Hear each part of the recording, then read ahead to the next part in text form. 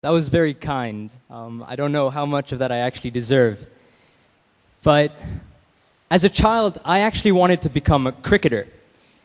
Unfortunately for me, fortunately, I realized quite early on that I didn't like getting hit by a ball. And furthermore, I lacked the essential skills to be able to play it at any sort of a reputable level. So pretty much as soon as I was old enough, I decided that I would divide my career or my professional life into 3 phases. The first would be dedicated to learning. The second would be dedicated to earning. And finally, the third would be dedicated to giving back. Now, not so long ago, I was learning, and I was making a decision on how I was going to approach my second phase, how I was going to earn. I thought about asset management, I thought about investment banking, I thought about marketing, I thought about consultancy and entrepreneurship. But I never once thought about working in the social sector until I received a phone call. My brother called me and he said, "Taha, the social sector is disconnected. It lacks transparency. It's wasteful. And what if I told you that I have a solution to this problem? Imagine a collaborative, centralized platform where academics, activists, individuals, and organizations can come together, discuss, debate, and collaborate, get informed about the world's most pressing issues via books, movies, and documentaries, and then within one click, get involved. What if I were to tell you that what's more, we could use a relevant crowdsourced information tablet or mobile platform to send information to those who matter?" Just imagine how this would increase transparency, reduce waste, and improve efficiency in the sector that definitely needs it the most. I listened to all of this and I said, okay, yeah, I'm not interested, so we'll talk later. So that was not the phone call that convinced me. A couple of days later, I received another phone call, this time from a friend. He called me, he said, "Taha, your brother has been sharing this thing called Endignorance on Facebook. I don't really get it. Doesn't really look that good either. What is this all about?" I said, "Wait a second. Let me get back to you on that." I called my brother up. Said, "Can you please pull that down? You know, I mean, people aren't really interacting with it. It's a bit crude. Let's pull it down, yeah?" He said, "No." I said to myself, I was thinking, I said, "Well, we do share a common last name, and I do have a reputation to maintain." So I decided to help him out. So over the next couple of months, we redesigned, conceptualized, reconceptualized the idea. And I was doing this just because I really wanted to improve my reputation or lessen the potential negative effects of his activities. And I soon realized that actually this was a big idea. And I told a couple of friends about it, and they, a bit to my annoyance, got it really quickly. And they agreed. And so by then, actually, in a couple of months, we had 30 likes on Facebook supporting us. So we said, you know what, this isn't going anywhere. Let's close down and let's start working. And that's what we did. Now, the problem was, unlike us, the people who we needed to attain our objectives, well, they didn't live with their mothers. And so they needed to be paid. Unfortunately, we had no money. So given the fact that we were a social outfit or an outfit with a social objective, we said, okay, our objective is to one day become an NGO. We're going to approach foundations and states or state entities, and we're going to go and raise some money. So I put on my suit, my jacket, even a tie, and we went out and we started pitching. Now, the few that did not reject us provided us with terms that made it very clear that we were never going to get anywhere near what we wanted to achieve if we took their support and their money. They would decide who we employed, how we employed them, our short, mid, and long-term objectives. We said, you know what, this is going to be tough, but we've got to find alternative solutions. And that's what we did. We started researching and researching, and we came across this startup competition at my own university. And it was reserved only for university students. So we honestly felt that it was divine intervention. We said, whoa, this competition could provide us with the kickstart in terms of money, if we want it, that we needed. And what's more, a couple of weeks earlier, we had done quite well in another startup competition. Unfortunately, the prize was a pen, so it didn't really go very far to our funding operations. So we went, I put my jacket on again, and I went and I pitched. And I pitched with all the enthusiasm I could possibly muster. I said, this is going to change the way how the social sector interacts. It's going to improve efficiency, increase productivity, and reduce waste. And I continued like that for another couple of minutes. And then I left, and a couple of days later, I received a response by email. And it said, not only, not exactly this, but this is what it was trying to get across, not only are you not the best idea in your university, but you're not amongst the top 20 best ideas in your university. Now, you don't have to be a mathematician to realize that if you're not in the top 20 ideas of your university, chances of you getting to market, let alone being a successful service or product, are pretty much zero. So that was a definite low point for us. And we as a team, we got together, sat down, and we were confronted with 3 answers. Number 1, they did not understand me, and my French is not as good as I would like to think it is. So I sent them an email and I asked them, did you understand? Their prompt response was that they did. So, okay, option 2. We had just spent the last couple of months, and even more, wasting our time, our passion, and our energy.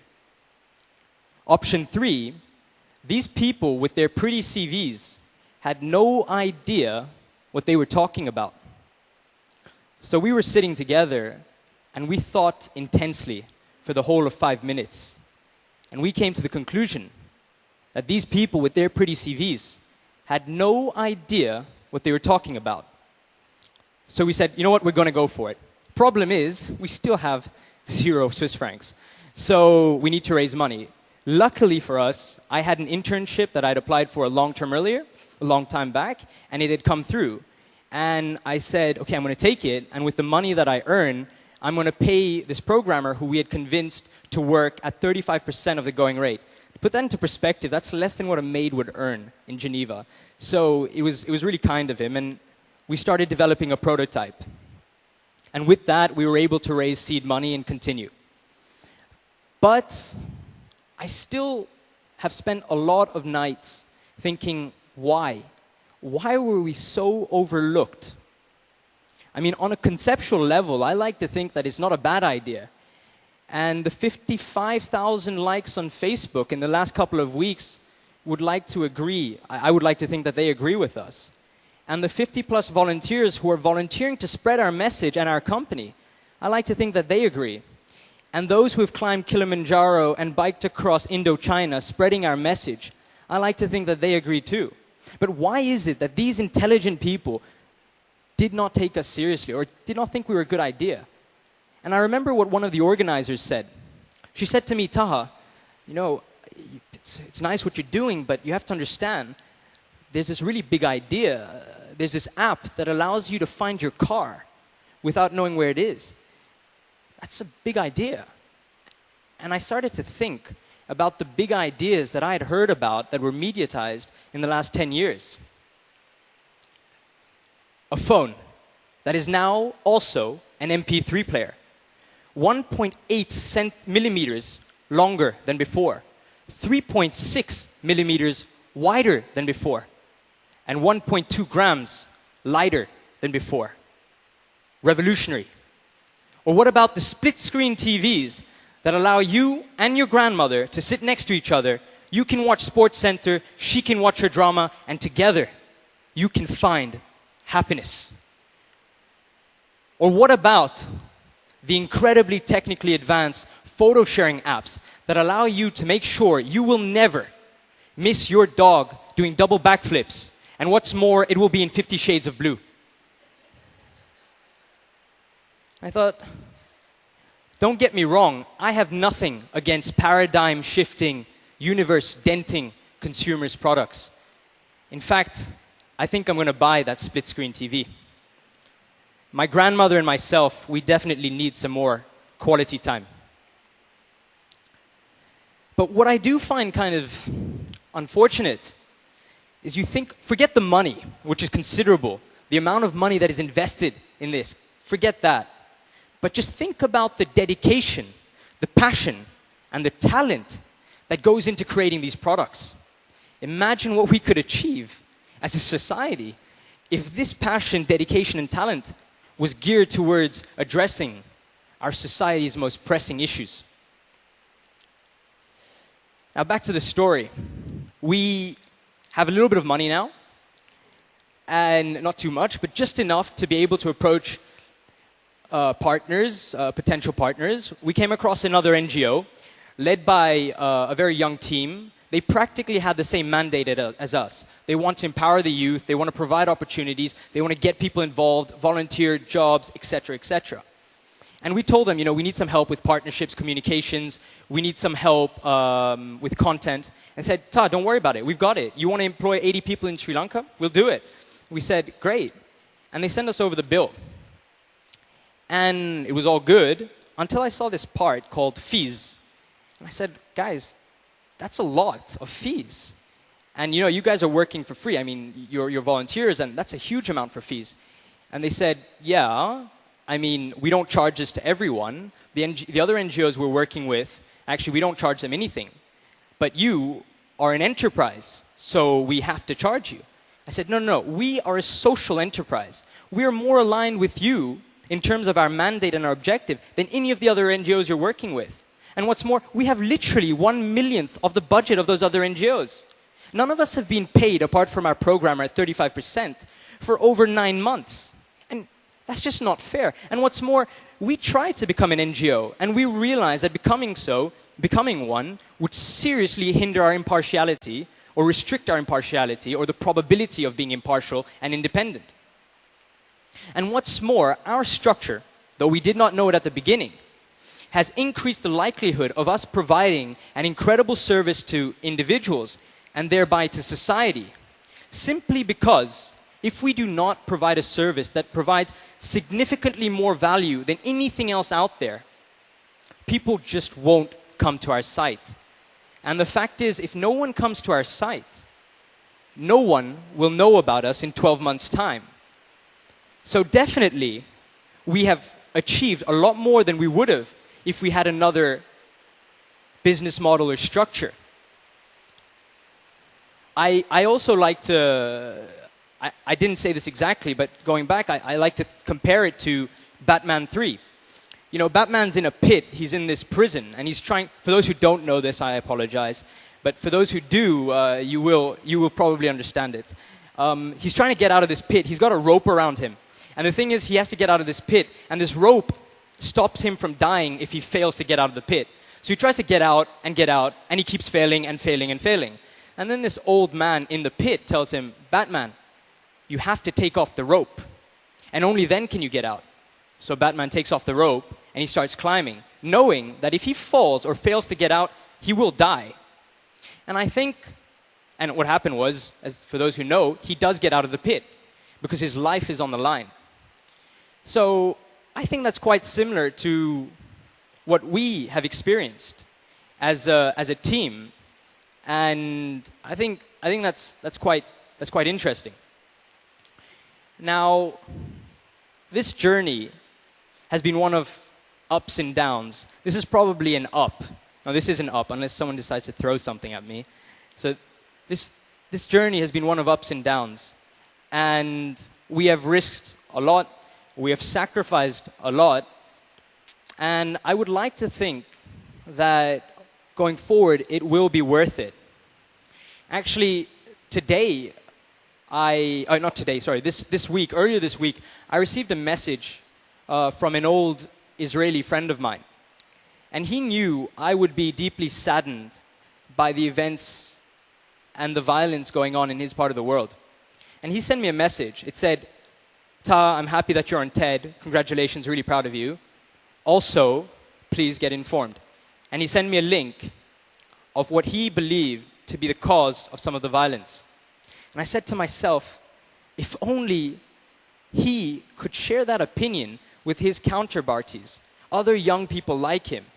Because if he can, they will find somehow or another, they will understand each other, and they will figure out their differences and try and find some common ground. And they will find common ground. Because unlike the politicians and the decision makers, their futures, their livelihoods, and their survival depends on them being able to find solutions. So I'd like to hope that using our portal going forward, people will be able to find these solutions. The wars of this century will be fought over water, food, energy, and of course information. And the solutions to these problems will not be found by government think tanks. They will not be found by NGOs. And they will not be found by large industry.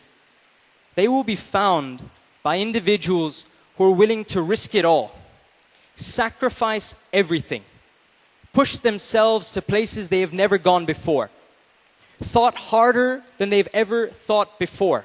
And only then will they come up with solutions to seemingly unsolvable problems. And I believe as a society, we must encourage them. We must support them, and we must embrace them. Thank you.